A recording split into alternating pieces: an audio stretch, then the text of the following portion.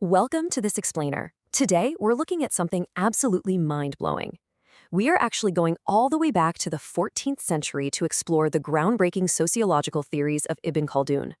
What makes his work, specifically his monumental Muqaddimah, so utterly fascinating is how his analysis of the rise and fall of ancient empires still perfectly maps onto the modern institutions, businesses, and political structures we see around us today.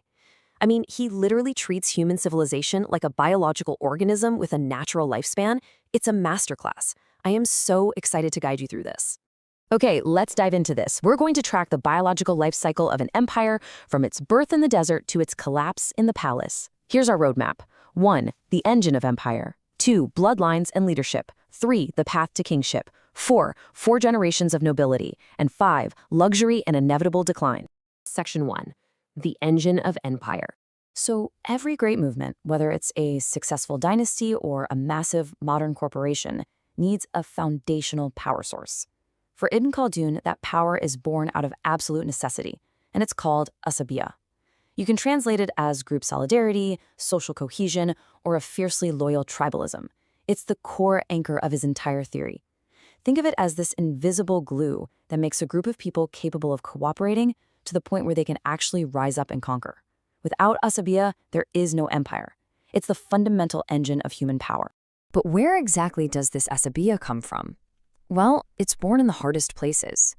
Chapter 16 of the text draws a stark contrast between nomadic, desert life and sedentary city life. Out in the wild, in those harsh environments, survival demands an unbreakable mutual reliance. This forces the creation of a massive, incredibly powerful Asabiyyah, which makes these nomadic groups naturally more capable of wider conquest. Conversely, comfortable, sedentary city life focuses on luxury. It softens the population, and it just completely waters down their internal solidarity. And this brilliantly illustrates his point. Ibn Khaldun masterfully compares the taming of humans by comfortable city life to the softening of wild animals. Just like a wild gazelle loses its edge and its power once it's tamed and kept in a comfortable enclosure, human beings lose their fierce, collective strength, their Asabiyyah, when they get just a little too comfortable. Let's move to Section 2, Bloodlines and Leadership. In the very early stages of a rising empire, cohesive power relies heavily on lineage. But as we see in Chapter 10 of his work, the concept of purity is way more complex than it seems on the surface. Genealogies naturally corrupt over time. People flee their homes because of crimes, or they seek protection from a stronger group, or they form client alliances. Over long periods, original lineages are completely forgotten. People literally adopt the skin and the name of their new protectors. It's kind of like a 14th century version of a corporate rebranding. So true nobility ultimately doesn't belong to some purely uninterrupted bloodline. It belongs to whoever actually holds the core Asabiyyah of the group.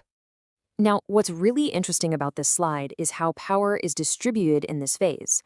Chapters 11 and 12 explain that leadership, or riyasa, isn't just handed out randomly, and it certainly isn't democratic. It naturally and forcefully gravitates to the specific family unit or clan that possesses the absolute strongest, most dominant Asabiyyah within the larger group. The group submits to them, and they strictly restrict leadership to that tribe's own lineage, simply because their internal solidarity is undeniable. Section 3. The Path to Kingship. So what happens when this powerful, unified tribe starts interacting with the wider world? Well, as detailed in Chapter 17, the tribe's social cohesion inevitably transforms into actual royal authority, which Ibn Khaldun calls mulk. Let's walk through the timeline. Generation 1 builds that fierce solidarity in the desert just to survive. Generation 2 then uses that power to conquer weaker surrounding tribes, absorbing them. And by Generation 3, they have established absolute royal authority. The Asabiyyah has naturally fulfilled its ultimate destiny, total dominance. But you know, true kingship isn't just about brutal physical force. As highlighted in Chapter 20, the arrival of true kingship is actually marked by a competition for virtuous traits. We're talking about forgiveness, patience in bearing burdens, legendary hospitality to guests, fulfilling promises, and honoring scholars. These are the traits that attract followers, legitimize the rule, and secure the devotion of the conquered masses. But this brings us to a really crucial pivot point in our explainer. I want you to ask yourself, can an empire survive its own success? Once a group achieves its absolute power, wealth, and total comfort, What happens to that harsh, gritty engine of Asabiyyah that built it in the first place? Section 4. 4 generations of nobility. Let's move to and see how this builds Ibn Khaldun's most famous psychological hook, detailed in chapters 13 through 15. It's his formula for how true nobility dissipates across 4 distinct generations. Generation 1 is the builder. They lived the harsh struggle and forged the glory with their own 2 hands. Generation 2 is the maintainer. They didn't live the harshest times, but they learned directly from the builder. Generation 3 is the imitator. They blindly follow the traditions without really understanding the grit that required them. And finally, Generation 4 is the destroyer. Think of them as the ultimate out-of-touch trust fund kids. They grew up in total luxury, they feel entirely entitled to their power by mere birthright, and they lose the Asabiyyah entirely. They actually start viewing their own people with contempt. And how long does this whole process take? Well, Ibn Khaldun pegs the lifespan of a single generation at roughly 40 years. That's the exact time it takes to completely cycle out an older mindset and breed a new one. He fascinatingly points to the biblical story of the Israelites wandering the desert for 40 years. According to Ibn Khaldun, this wasn't just a punishment, it was a sociological necessity. It took exactly 40 years, 1 full generation, for the Israelites to shed the psychology of subjugation they learned in Egypt and breed a new, fierce generation capable of conquest. Section 5. Luxury and Inevitable Decline. Chapters 18 and 19 detail the specific, tragic signs of this decay, where success breeds the very elements that will inevitably destroy the state. The rise of extreme luxury, or TARF, actively impedes the march toward power and softens the population. People stop defending themselves, they hire mercenaries instead. Then there's the onset of subjugation, or Dilla, which breaks the people's spirit through heavy taxation and tyrannical laws. That internal solidarity we talked about, it's entirely lost. And the ruler, who is increasingly paranoid, alienates their original supporters, relying instead on paid, foreign clients who have zero true loyalty to the state. So the crucial point is this: subjugation destroys the spirit.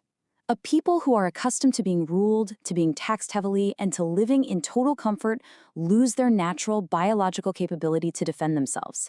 The engine of Asabiyyah has completely seized up. And what happens next is just nature taking its course.